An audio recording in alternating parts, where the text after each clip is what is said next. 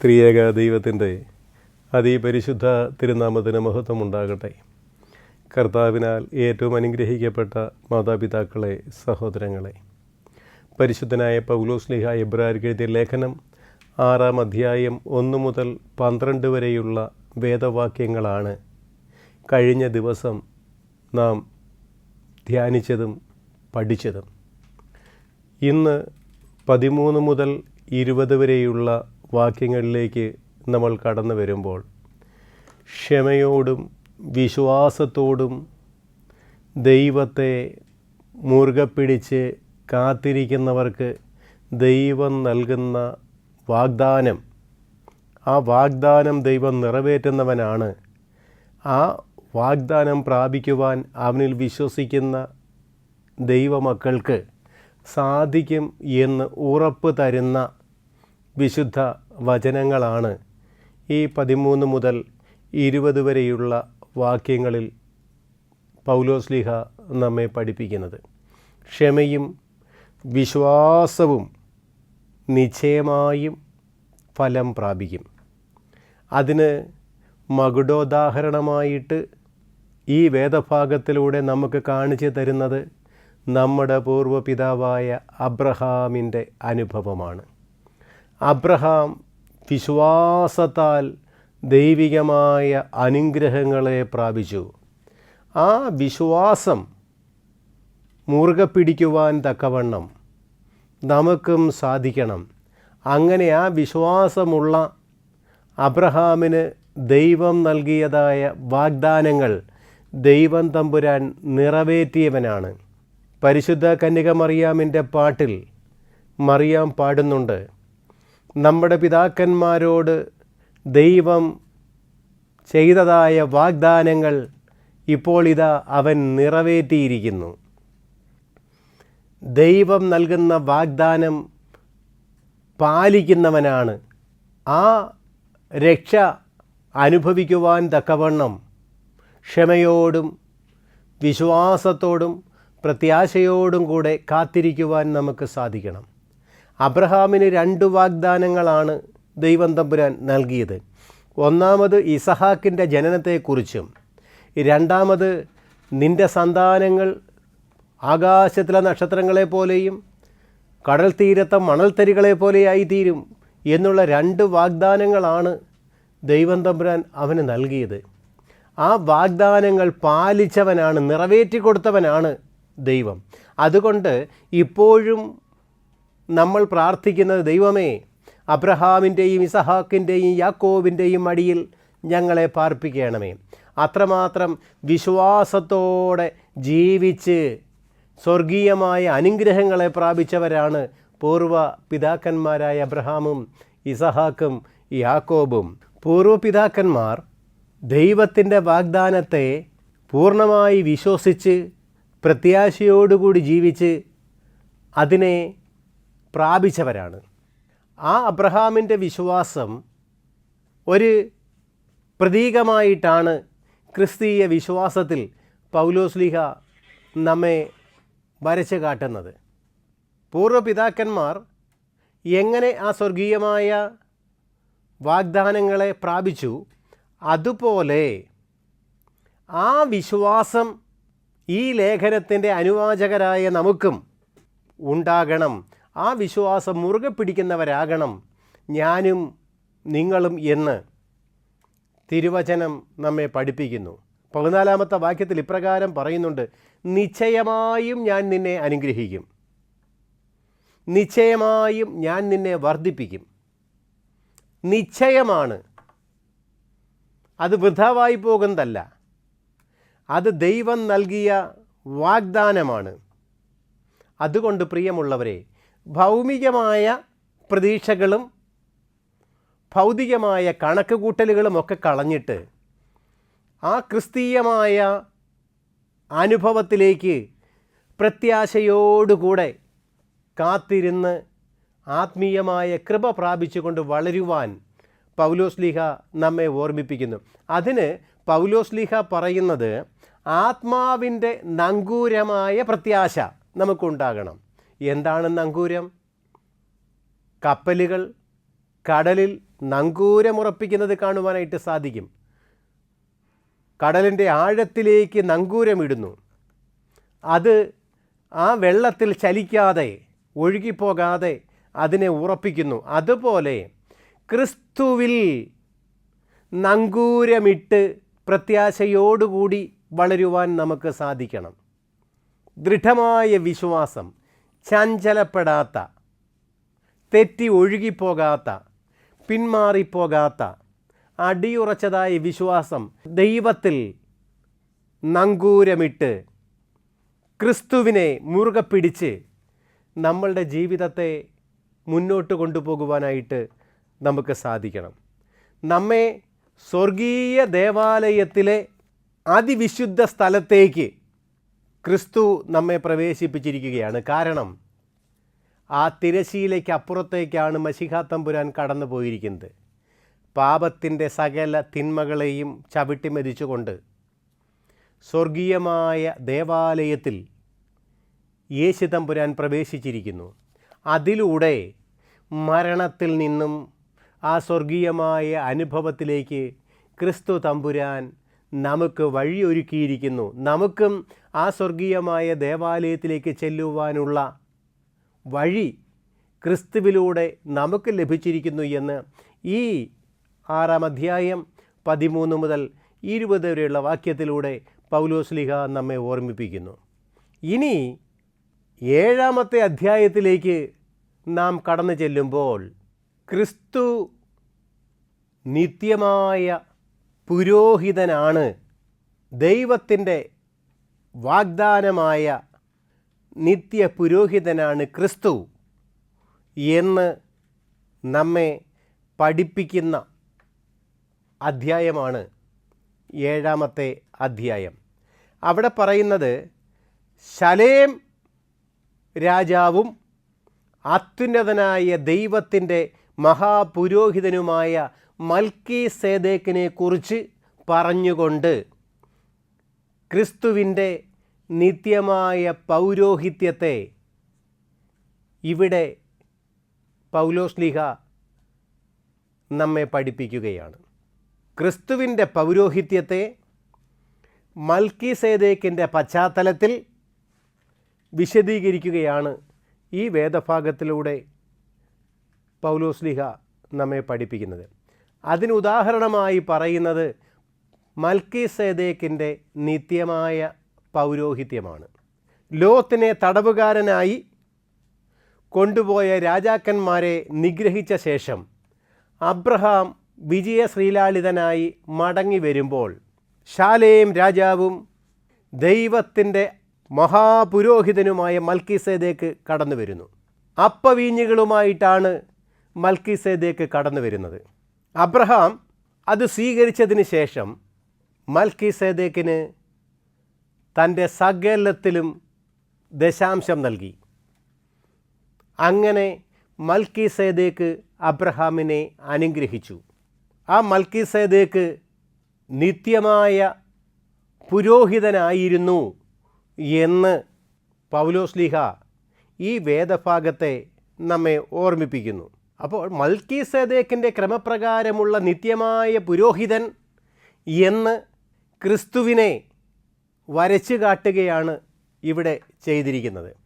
കാരണം പ്രവചന പുസ്തകങ്ങളിൽ യിരെമ്യാ പ്രവാചകൻ്റെ പുസ്തകത്തിൽ അതിൻ്റെ 23-ാം അധ്യായം 6-ാം വാക്യം നമ്മൾ വായിക്കുമ്പോൾ അവിടെ പറയുന്നുണ്ട്, അവന് യഹോവയുടെ നീതി എന്ന് പേര് പറയും. രണ്ടാമതായിട്ട് യെശയ്യാ പ്രവചനം 9-ാം അധ്യായം നാം വായിക്കുമ്പോൾ അവിടെ പറയുന്നുണ്ട്, അവൻ സമാധാന പ്രഭു, നിത്യനാം ദൈവം, അവൻ്റെ ആധിപത്യത്തിൻ്റെ വർധനയ്ക്കും സമാധാനത്തിനും അവസാനമുണ്ടാകയില്ല. മൽക്കീസേദെക്ക് എന്ന് പറഞ്ഞാൽ മൽക്കീസേദെക്ക് നീതിയുടെ പ്രവാചകൻ എന്നാണ് അതിൻ്റെ അർത്ഥം. ശാലേം രാജാവെന്ന് പറഞ്ഞാൽ സമാധാനത്തിൻ്റെ രാജാവ് എന്നാണ്. അപ്പോൾ രണ്ട് സവിശേഷതകളാണ് മൽക്കീസേദെക്കിന് നൽകിയിരിക്കുന്നത്. മൽക്കീസേദെക്ക് നീതിയുടെ പ്രവാചകൻ മാത്രമല്ല, ശാലേം രാജാവ് സമാധാനത്തിൻ്റെ പുരോഹിതൻ. ഈ രണ്ട് വർണ്ണനകളും യേശു തമ്പുരാൻ്റെ പൗരോഹിത്യത്തിലേക്ക് വർണ്ണിച്ചുകൊണ്ട് യേശു തമ്പുരാൻ നിത്യനായ പുരോഹിതനും നീതിമാനായ മഹാപുരോഹിതൻ, സമാധാനത്തിൻ്റെ പ്രഭുവായ മഹാപുരോഹിതൻ, ആ സവിശേഷതകൾ ക്രിസ്തുവിന് മാത്രമുള്ളതാണ് എന്ന് ഈ വേദഭാഗത്തിലൂടെ നമ്മെ നീതിയും സമാധാനവും. അവിടെ പറയുന്നത് ഒരു പരമ്പരാഗത പൗരോഹിത്യമല്ലായിരുന്നു മൽക്കിസേദേക്കിനുള്ളത്. വേദപുസ്തകം വായിക്കുമ്പോൾ ലേവി ഗോത്രത്തിനാണ് പൗരോഹിത്യ പദവി നൽകിയത്. അത് അബ്രഹാമിൻ്റെയും ഇസഹാക്കിൻ്റെയും യാക്കോബിൻ്റെയും തലമുറകൾ കഴിഞ്ഞ് 3-ാം തലമുറയിലാണ് ലേവി പൗരോഹിത്യം വരുന്നത്. ആ 3 തലമുറകൾക്ക് മുൻപാണ് നിത്യപുരോഹിതനായ മൽക്കീസേദേക്ക് അബ്രഹാമിന് അപ്പവീഞ്ഞുകൾ നൽകി, അബ്രഹാം ദശാംശം നൽകി മൽക്കീസേദേക്കിൽ നിന്ന് അനുഗ്രഹം പ്രാപിക്കുന്നത്. അപ്പോൾ ലേവി പിന്തുടർച്ച പ്രകാരമുള്ള ഒരു പൗരോഹിത്യമല്ലായിരുന്നു മൽക്കീസേദേക്കിൻ്റെ പൗരോഹിത്യം. അത് നിത്യമായ പൗരോഹിത്യമാണ്. ഈ മൽക്കീസേദേക്ക് എൻ്റെ അവസാനമോ മരണത്തെക്കുറിച്ചോ ഒന്നും പറയുന്നില്ല. ലേവി പുരോഹിതന്മാരുടെ പൗരോഹിത്യം ആ മരണം കഴിയുമ്പോൾ അവിടെ അവസാനിക്കുകയാണ്, പിന്നെ അടുത്ത തലമുറയിലേക്കാണ് വരുന്നത്. എന്നാൽ മരണത്തിലൂടെ മെൽക്കിസേദേക്കിൻ്റെ പൗരോഹിത്യം അവസാനിച്ചതായിട്ട് പറയുന്നില്ല, മരണപ്പെട്ടതായിട്ട് പറയുന്നില്ല. മൽക്കിസേദേക്ക് എന്നേക്കും നിത്യമായ പൗരോഹിത്യമായിരുന്നു. അതുപോലെ തന്നെയാണ് യേശുവിൻ്റെ പൗരോഹിത്യവുമെന്ന് വളരെ വ്യക്തമായിട്ട് ഇവിടെ തിരുവചനത്തിലൂടെ പൗലോസ്ലീഹ നമ്മെ പഠിപ്പിക്കുന്നത്. അത് നമുക്കെന്താണെന്ന് നോക്കാം. 11 മുതലുള്ള വേദഭാഗത്തിലേക്ക് നാം കടന്നു വരുമ്പോൾ മൽക്കീസേദേക്കിനെ കുറിച്ചുള്ള പരാമർശം വിട്ടിട്ട് നിയമത്തെക്കുറിച്ചും പൗരോഹിത്യത്തെക്കുറിച്ചും പ്രതിപാദിക്കുന്ന ചില വാക്യങ്ങളെയാണ് നമുക്കിവിടെ കാണുവാനായിട്ട് സാധിക്കുന്നത്. കാരണം പൗലോസ്ലീഹ ഇവിടെ നമ്മെ പഠിപ്പിക്കുന്നത് നിയമാധിഷ്ഠിതമായ പൗരോഹിത്യം അതിൻ്റെ ലക്ഷ്യപ്രാപ്തിയിൽ പരാജയപ്പെട്ടു പോയി. അത് ബലഹീനവും വരുവാനിരിക്കുന്ന ഒന്നിൻ്റെ കേവലമായ ഒരു നിഴലും മാത്രമായിരുന്നു പഴയ നിയമ പൗരോഹിത്യം. ആ പഴയ നിയമ പൗരോഹിത്യം ഇല്ലാതെയായപ്പോൾ ആ പ്രമാണത്തിൻ്റെ പ്രസക്തിയും നഷ്ടമായി പോകുന്നു എന്ന് ഇതിലൂടെ നമ്മെ പഠിപ്പിക്കുകയാണ്. 11-ാമത്തെ വാക്യത്തിൽ ലേവ്യ പൗരോഹിത്യം അപൂർണമായിരുന്നു. അത് ദൈവഹിതമനുസരിച്ചായിരുന്നു എങ്കിലും അത് നിഷ്പ്രഭമായി പോയി. ബലിയനുഷ്ഠാനങ്ങൾ പാപം നിർമ്മാർജ്ജനം ചെയ്യുവാൻ വേണ്ടി പഴയ നിയമ പുരോഹിതന്മാർ പഴയ നിയമത്തിൽ നടത്തിയിരുന്നു. പക്ഷേ ആ പാപത്തിൽ നിന്ന് രക്ഷയിലേക്ക് വളരുവാനുള്ള മാർഗങ്ങൾ അതിലില്ലായിരുന്നു എന്ന് പ്രത്യേകമായിട്ട് നമ്മെ പഠിപ്പിക്കുന്നു. പഴയ നിയമ പുരോഹിതന്മാർ ബലിയർപ്പിക്കുമ്പോൾ ആദ്യം സ്വന്തം പാപത്തിനു വേണ്ടി ബലിയർപ്പിക്കണമായിരുന്നു, പാപപരിഹാരത്തിന് വേണ്ടി. എന്നിട്ടാണ് മറ്റുള്ളവർക്ക് വേണ്ടി പാപപരിഹാരത്തിനായി ബലിയർപ്പിക്കുന്നത്. ആദ്യം സ്വന്തം പാപങ്ങൾക്ക് വേണ്ടി ബലിയർപ്പിക്കുകയും അതിനുശേഷം മറ്റുള്ളവരുടെ പാപങ്ങൾക്ക് വേണ്ടി ബലിയർപ്പിക്കുകയും ചെയ്യണം. ഇതാണ് പഴയ നിയമ ബലിയനുഷ്ഠാനങ്ങളിൽ കാണുന്നത്. എന്നാൽ യേശു തമ്പുരാൻ പാപമില്ലാത്തവനായ മശിഹാ തമ്പുരാൻ പാപികളായ നമുക്ക് വേണ്ടി മനസ്സോടെ മരണം അനുഭവിക്കുവാൻ തയ്യാറായപ്പോൾ അവൻ സ്വയം ബലിയായി തീർന്നു. തനിക്ക് വേണ്ടിയല്ല, അനേകർക്ക് വേണ്ടി, പാപികളായ നമുക്ക് വേണ്ടി അവൻ സ്വയം ബലിയായി തീർന്നു. ഇതാണ് പഴയ നിയമ ബലിയും പുതിയ നിയമ ബലിയും തമ്മിലുള്ള വ്യത്യാസം. രണ്ടാമതായിട്ട് കാണുന്നത് പഴയ നിയമ പൗരോഹിത്യം ലേവി ഗോത്രത്തിൽ നിന്നാണ് ഉത്ഭവിച്ചത്.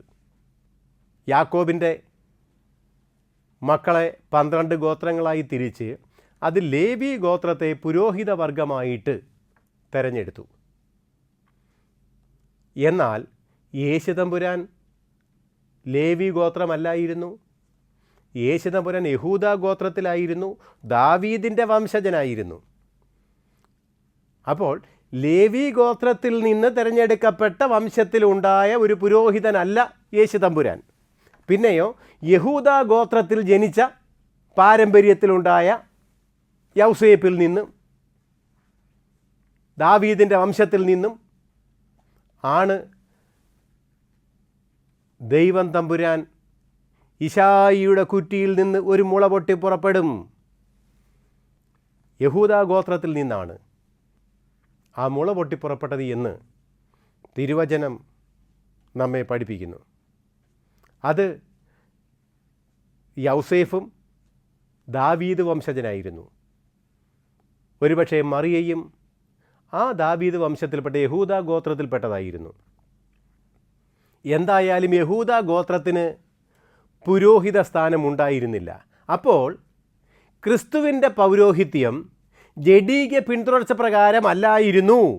അത് നൈസർഗികമായി എന്നേക്കും നിത്യമായ പുരോഹിതൻ എന്നാണ് തിരുവചനത്തിൽ മൽക്കിസേദേക്കിനെ കുറിച്ച് പറഞ്ഞതുപോലെ ശാലേം രാജാവും ദൈവത്തിൻ്റെ അത്യുന്നത പുരോഹിതനുമായ മൽക്കിസേദേക്കിനെ പോലെ നിത്യമായ പുരോഹിതനായിരുന്നു മശിഹ തമ്പുരാൻ എന്ന് ഈ 1 മുതൽ 14 വരെയുള്ള വാക്യങ്ങളിലൂടെ പൗലോസ്ലീഹ നമ്മെ ഓർമ്മിപ്പിക്കുന്നു. 15-ാമത്തെ വാക്യം നമ്മൾ പഠിക്കുമ്പോൾ അവിടെ ആരംഭിക്കുന്നത് ഇപ്രകാരമാണ്: മൽക്കിസേദേക്കിൻ്റെ ക്രമപ്രകാരം എന്നേക്കും അവൻ പുരോഹിതനായിരിക്കും.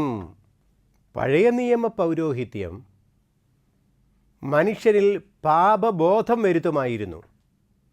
പക്ഷേ ആ പാപത്തിൽ നിന്ന് വിമുക്തി പ്രാപിക്കുവാനുള്ള മാർഗം കാണിച്ചു കൊടുത്തിരുന്നില്ല. എന്നാൽ മനുഷ്യൻ പ്രാപിക്കേണ്ടതായ ലക്ഷ്യമേതാണെന്ന് കാണിച്ചു കൊടുക്കുവാൻ പഴയ നിയമ കൽപ്പനയ്ക്കോ പൗരോഹിത്യത്തിനോ കഴിയുമായിരുന്നില്ല.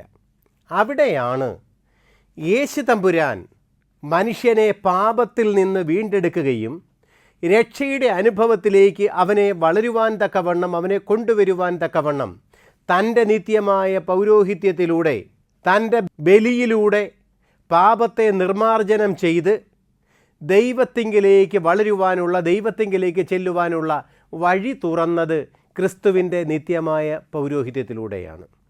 അത് മേന്മയേറിയ പൗരോഹിത്യമാണ്. അത് ശപഥം ചെയ്ത് സ്ഥാപിച്ച പൗരോഹിത്യമാണ്. 110 സങ്കീർത്തനം 4-ാമത്തെ വാക്യത്തിൽ പറയുന്നു: നീ മൽക്കീസേദേക്കിൻ്റെ വിധത്തിൽ എന്നേക്കും ഒരു പുരോഹിതനെന്ന് യഹോവ സത്യം ചെയ്തു അനുദപിക്കുകയുമില്ല. നീ മൽക്കീസേദേക്കിൻ്റെ ക്രമപ്രകാരം എന്നേക്കും ഒരു പുരോഹിതനെന്ന് യഹോവ സത്യം ചെയ്തു, അവൻ അനുദപിക്കുകയുമില്ല. ഈ ശപഥം, അതിലൂടെ ദൈവത്തിൻ്റെ വാഗ്ദാനത്തിൻ്റെ നിത്യമായ പൗരോഹിത്യത്തിൻ്റെ ഭദ്രതയും ഉറപ്പുമാണ് ഈ വാക്യത്തിലൂടെ സങ്കീർത്തനക്കാരൻ വെളിവാക്കുന്നത്. ക്രിസ്തുവിൻ്റെ വിശ്വസ്തത വെളിവാക്കുന്ന, സ്വന്തം ജീവൻ പോലും ത്യജിച്ച് നമ്മെ വീണ്ടെടുക്കുവാൻ തക്കവണ്ണം സ്വയം ബലിയായി തീർന്ന നിത്യമായ പുരോഹിതൻ്റെ ബലിയർപ്പണം.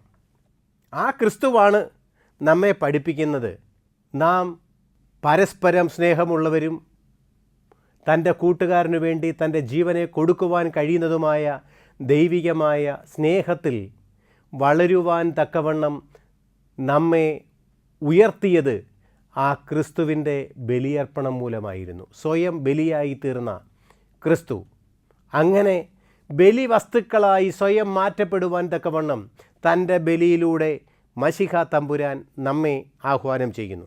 ഈ പൗരോഹിത്യമെന്ന് പറയുന്നത് മരണത്തിലൂടെ നീങ്ങിപ്പോകുന്ന ഒരു പൗരോഹിത്യമല്ല. മരണം മൂലം നീങ്ങിപ്പോകാത്ത നിത്യമായ പൗരോഹിത്യം 23-ാമത്തെ വാക്യത്തിൽ നമ്മെ പഠിപ്പിക്കുന്നുണ്ട്. അതിപ്രകാരമാണ്: ഈ പൗരോഹിത്യം പ്രതിജ്ഞ കൊണ്ടാണ് ഉറപ്പിക്കപ്പെട്ടത്. ദൈവത്തിൻ്റെ പ്രതിജ്ഞയാണ്, ശപഥമാണ് എന്നേക്കും മൽക്കിസേദേക്കിനെ പോലെ എന്നേക്കുമുള്ള പൗരോഹിത്യം യഹോവ സത്യം ചെയ്തതാണ്, ശപഥം ചെയ്തതാണ്. അതിൽ നിന്ന് മാറിപ്പോകയില്ല. ക്രിസ്തു എന്ന പുരോഹിതൻ ഒരേ സമയവും ദൈവവും അതുപോലെ തന്നെ ഒരേ സമയം മനുഷ്യനുമാകയാൽ അവിടുത്തെ പൗരോഹിത്യം നിത്യമാണ്, നീങ്ങിപ്പോകുന്നില്ല. പുത്രനോ എന്നേക്കും വസിക്കും. യോഹന്നാൻ്റെ സുവിശേഷം 8-ാം അധ്യായം 35-ാമത്തെ വാക്യത്തിൽ ക്രിസ്തു എന്നേക്കും ഇരിക്കും. നിത്യമായ പുരോഹിതനാണ്, നിത്യമായ പൗരോഹിത്യമാണ്. അത് മേന്മയേറിയ പൗരോഹിത്യമാണ്. മരണം മൂലമില്ലാതെയായി പോകുന്നതല്ല, എന്നേക്കുമുള്ള പൗരോഹിത്യമാണ് ക്രിസ്തുവിൻ്റെ പൗരോഹിത്യമെന്ന് ഈ വേദഭാഗത്തിലൂടെ തിരുവചനം നമ്മെ ഓർമ്മിപ്പിക്കുന്നു. ആ നിത്യമായ പുരോഹിതൻ ദൈവത്തിൻ്റെ വലത്തുഭാഗത്തിരുന്ന് സദാസമയം മനുഷ്യരുടെ മധ്യസ്ഥതയ്ക്കായി നിലകൊള്ളുന്നു. അവിടുന്നല്ലാതെ വേറൊരു പ്രധാന ആചാര്യൻ നമുക്കില്ല. ക്രിസ്തു അല്ലാതെ മറ്റൊരു പുരോഹിതൻ, മഹാപുരോഹിതൻ നമുക്കില്ല. ആ നിത്യമായ അനുഭവം പങ്കുവയ്ക്കുവാൻ കഴിയുന്നതായ നിത്യപുരോഹിതൻ ക്രിസ്തു മാത്രമാണ്. അവനാണ് രക്ഷിക്കാൻ കഴിയുന്നവൻ. 25-ാമത്തെ വാക്യത്തിൽ അവിടെ വ്യക്തമായി പറയുന്നു, അതുകൊണ്ട് താൻ മുഖാന്തരമായി ദൈവത്തോടടുക്കുന്നവർക്ക് വേണ്ടി പക്ഷപാതം ചെയ്യുവാൻ സദാ ജീവിക്കുന്നവനാകയാൽ അവരെ പൂർണ്ണമായി രക്ഷിക്കുവാൻ അവൻ പ്രാപ്തനാകുന്നു. ഇങ്ങനെയുള്ള പുരോഹിതനല്ലോ നമുക്ക് വേണ്ടത്. പവിത്രൻ, നിർദോഷി, നിർമ്മലൻ, പാപികളോട് വേർപെട്ടവൻ, സ്വർഗത്തേക്കാൾ ഉന്നതനായി തീർന്നവൻ. ആ മഹാപുരോഹിതന്മാരെ പോലെ ആദ്യം സ്വന്തം പാപങ്ങൾക്കായും പിന്നെ ജനത്തിൻ്റെ പാപങ്ങൾക്കായും ദിനംപ്രതി യാഗമർപ്പിക്കുവാൻ ആവശ്യമില്ലാത്തവൻ തന്നെ അതവൻ തന്നെ അർപ്പിച്ചുകൊണ്ട് ഒരിക്കലായിട്ട് ചെയ്തുവല്ലോ എന്ന് തിരുവചനം നമ്മെ പഠിപ്പിക്കുന്നു. അവൻ ഇപ്പോഴും സദാസമയം നമുക്ക് വേണ്ടി മധ്യസ്ഥത അർപ്പിച്ചുകൊണ്ട് ആ നിത്യ പുരോഹിതൻ ദൈവത്തിൻ്റെ വലത്തുഭാഗത്ത് ഇരിക്കുന്നു എന്ന് ഈ വേദഭാഗം നമ്മെ പഠിപ്പിക്കുകയാണ്. ഇങ്ങനെയുള്ള മഹാപുരോഹിതനാണ് നമുക്ക് ആവശ്യം. അവൻ നിർമ്മലനാണ്. മാത്രമല്ല അവനെപ്പറ്റി പറയുന്നത് നിർമ്മലനായ പുരോഹിതൻ, പവിത്രൻ, നിർദോഷി, പാപികളോട് വേർപെട്ടവൻ, സ്വർഗത്തേക്കാൾ ഉന്നതനായി തീർന്നവൻ. ഈ ഒരു മഹാപൗരോഹിത്യത്തെക്കുറിച്ചാണ് പൗലോസ്ലീഹ എബ്രായ ലേഖനം 7-ാം അധ്യായത്തിൽ നമ്മെ പഠിപ്പിക്കുന്നത്. ആ ദൈവകൃപ പ്രാപിച്ച് വളരുവാൻ തക്കവണ്ണം ആ നിത്യപുരോഹിതനായ ക്രിസ്തുവിനെ നോക്കിക്കൊണ്ട് ആ സ്വർഗീയമായ ഉന്നതങ്ങളിലേക്ക് പ്രവേശിക്കുവാൻ പ്രത്യാശയോടെ ക്രിസ്തുവിനെ മുറുകെ പിടിച്ച് ക്രിസ്തുവിൽ നങ്കുരമിട്ട് പ്രത്യാശയുള്ള ജീവിതം നയിക്കുവാൻ ദൈവത്തിൻ്റെ പരിശുദ്ധാത്മാവ് നമ്മെ ഓരോരുത്തരെയും സഹായിക്കട്ടെ എന്ന് പ്രാർത്ഥിച്ചുകൊണ്ട് എൻ്റെ ഇന്നത്തെ തിരുവചന ശുശ്രൂഷ ഇവിടെ പൂർണ്ണമാകുന്നു. ദൈവം നമ്മെ എല്ലാവരെയും അനുഗ്രഹിക്കട്ടെ.